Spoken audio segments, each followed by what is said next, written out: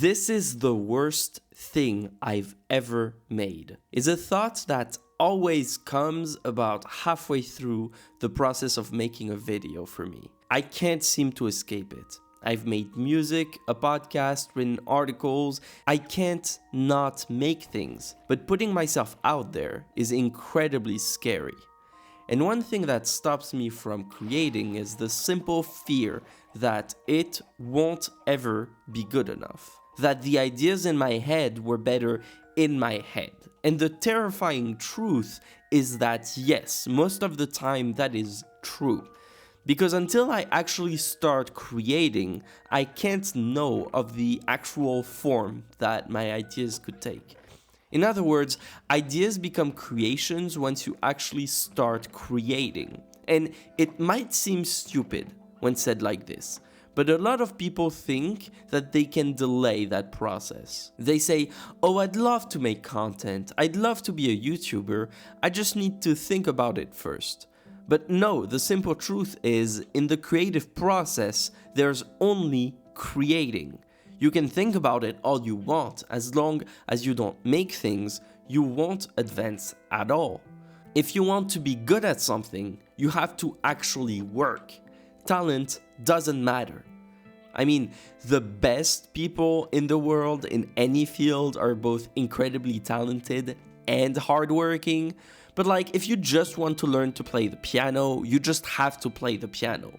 Practice playing the piano. It doesn't matter if you're talented or not, because before long, if you put enough time in, even just a little bit, and play a piece in front of people, they might call you talented. Just because you put in more time in than them.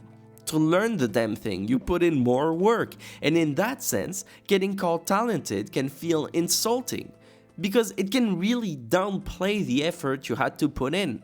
It serves to reassure the person speaking to you. They could never do what you do, they're not as talented as you. When in reality, they might, even if they put in the same amount of work. But in the short term, more work doesn't always equal more success. My most viewed videos are always the ones that took the least amount of time to make. Some videos that took me some time, effort, and planning did see some success. But there's a difference. Take my previously most viewed vid. The first 20 seconds or so is one unedited shot, which is pretty unusual for what I did at the time. It's like the third one I posted to the channel ever.